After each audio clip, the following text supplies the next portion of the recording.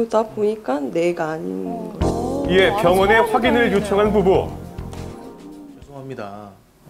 아버님 눈썰미가 좋으시네요. 그렇게 얘기해서 저는 좀 황당하기도 하고.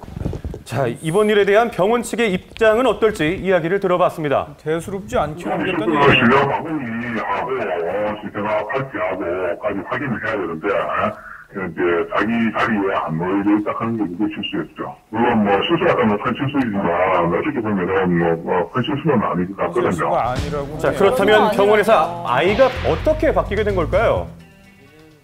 이제 아이를 들고 바구니에서 이제 떨어진 채로 다른 바구니로 옮기면서 그 아이의 이제 포스트잇을 같이 이동하는 부분에서 이제 떨어졌다가 다시 붙였다가 하면서 이제 아이가 이제 쉽게 바뀌는 것 같더라고요. 신생아 바구니를 이렇게 붙임 쪽지로 구분하고 있었는데요. 이동 과정에서 종이를 잘못 붙였다는 겁니다. 다행히 아이는 되찾았지만 그때를 생각하면 아직도 아찔하다고 합니다. 목욕시켰던 사람을 다시 시킨다든지 아니면은 뭐 아이 젖을 잘못 준다든지 혹은 뭐 검역이라든지 주사라든지 이런 거를 뭐 중복해서 놓는다든지 혹은 또 안 놓는다든지 이런 걸 생각하니까는 정말 좀 까마득하더라고요. 하루 3차례의 신생아 면회 시간. 아버지 강덕기 씨는 이번에도 딸을 알아볼 수 있을까요? 제 딸 맞는 것 같습니다. 이제 이번에는 맞는 것 같아요. 그래서 이제 면회 때마다 딸 아이 얼굴을 좀 확인하시는 버릇이 생겼을 것 같아요. 특징을 막 파악을 하죠. 작은 실수도 용납될 수 없는 곳이 바로 생명을 다루는 곳입니다. 부모 가슴 철렁하는 일 다시는 없기를 바라겠습니다. 배우 차인표 씨의 동생이 구강암으로 사망하면서 충격을 주고 있습니다. 지난 17일 차인표 씨 동생의 사망 소식이 전해지면서 과거 그가 동생에 대해 언급했던 방송이 다시 주목받고 있습니다. MIT라는 학교에 합격해서 와 이제 좋은 학교 갔다 해서 대학교 1학년 입학하는 날 이렇게 딱 기숙사에 내려주고 그게 마지막이었던 것 같아요. 그게 마지막 갈림길이. 그때는 몰랐죠. 어려운 가정 형편 속에서도 잘 성장해준 동생에 대한 고마움을 표현하기도 했는데요. 해준 게 있나 생각했더니 어른 된 다음에 한 30년 동안 아무것도 해준 게 없더라고요. 그게 많이 후회가 되더라고요. 그러니까. 차인표 씨 동생이 구강암 투병 끝에 세상을 떠났다는 소식이 전해지면서 구강암에 대한 궁금증도 커지고 있습니다. 사람들이 잘 생긴다고 생각을 않기 때문에 일단 늦게 발견되는 단점이 있습니다. 다른 데로 전이가 잘 됩니다. 그런 경우에 굉장히 치료가 어렵다고 보죠.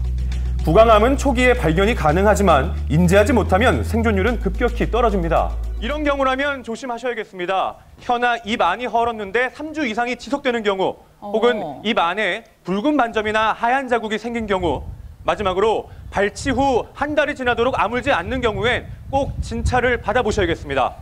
술, 담배 이게 제일 큰 원인이고 특히 입안에서는 잘 맞지 않는 보철물, 안 맞는 틀니가 계속 어떤 한두 곳을 자극을 하면 그거 자체가 암의 원인입니다. 구강암은 우리나라 암 발생률 중 약 1% 정도밖에 되지 않습니다. 하지만 입속의 작은 신호를 무시하지 말고 주의하시기 바랍니다.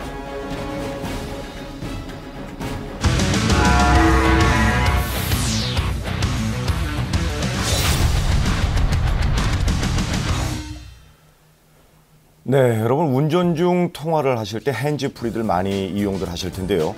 이때 신호 감지 반응 속도가 면허 정지 수준의 알코올 섭취 상태와 맞먹을 정도로 아주 느리다고 합니다. 그러니까 어떻게 보면 가장 안전하다고 느낄 때가 가장 위험한 순간이 되는 거죠.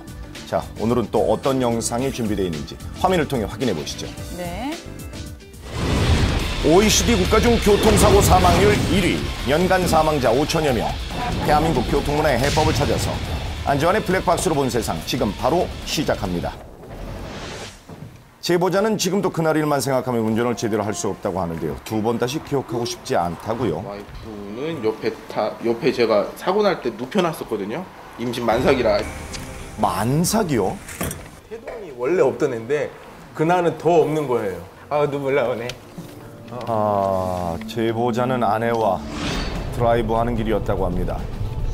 지금 정지 신호를 보고 멈춰서는데요. 그런데 갑자기 아이고.